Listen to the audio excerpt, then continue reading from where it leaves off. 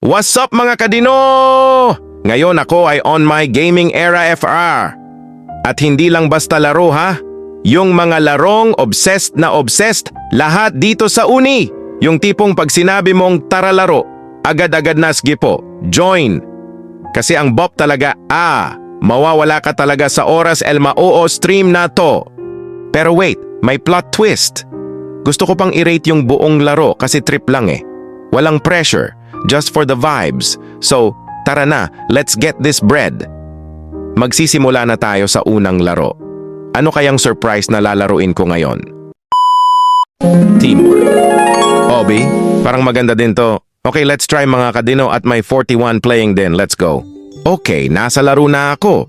Pipili daw ako kung ano yung gusto kong piliin. Siyempre, baka iba pa yung mapili mo tapos iwan mo ako nga. Joke-joke lang, mga kadino. So, eto na. Ang corny ko talaga. Pipiliin ko kaya yung blue? Kasi parang ikaw lang. Ang cold niya sa kin. Char. Oh, di ba? Pang worldwide corny level na to. Baka mamaya ma-freeze ka pa sa kalokohan ko eh.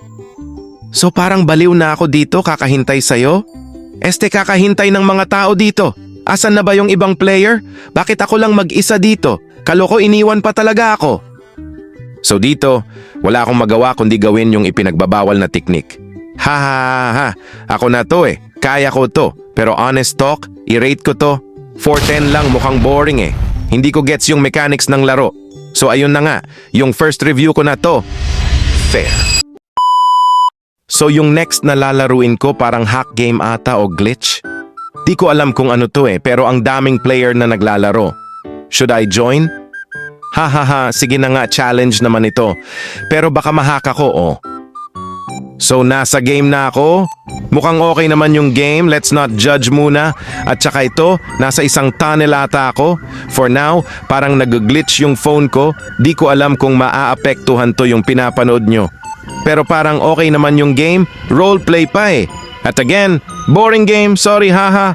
I rate this 6.710 na lang, sorry na. Pero bigyan pa natin ng chance. Okay, let's see. OMG, ba't may character ng Dandy's World dito? Shout out sa'yo, Queen Pierce. Ang baduy mo talaga tignan, haha. Di ko alam bakit ayaw ko sa Dandy's World eh.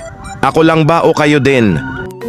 Kaya pala tinawag ito ng may akda na glitch. Kasi ang phone ko ay sobrang nag-glitch, nakakabaliw. Hala, may tunog na baril. Ano yon? Hala, may nagbabaranasan. Tabang. Uy, dito may mga Dandy's characters eh. Hayaan na lang sila. Di naman kasi akin buhay nila eh, di ba? Parang pader to o ano, ewan ko, basta. Pero may nakita akong obby doon, punta tayo. Ay nako, parang nag-glitch na naman. Pambihirang buhay talaga to. Uy, dito na naman ako babalik kasi nahulog ako. Nahulog dito pala. Haha, nakakahiya naman. Akala mo talaga nahulog ako sa'yo, no? Diyos lang. Ayun na nga, umakyat na naman ako ulit sa pader na to.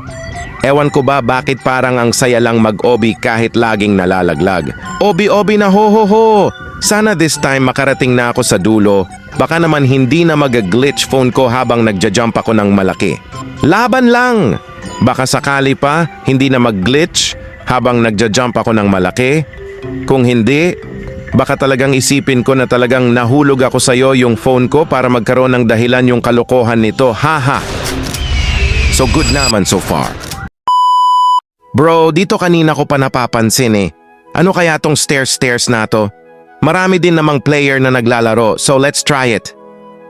Guys, please join. You can get your own item.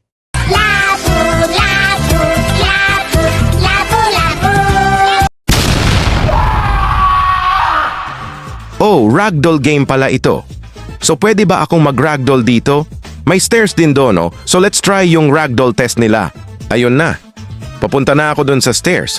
Baka kapag nag-ragdoll ako, bumabagsak ako ng mabilis tapos parang tanga lang talaga, haha.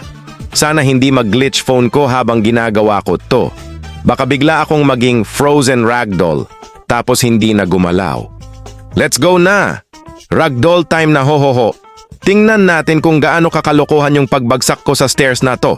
Wait, nasa stairs na ako tapos tinry ko na yung ragdoll. Hala, peke talaga to. Akala ko magbabagsak ako parang tunay na tigyawat na nadapa. Pero hindi eh, parang inuugnay lang yung katawan ko sa bawat hakbang ng stairs ng dahan-dahan. At syempre, walang kinalaman to sa Gravity Falls o kahit anong katang-isip na lugar pa. Ang corny lang nito, haha. Akala ko may kalokohan na mangyayari tapos ganito lang. Sige. Sinkadi.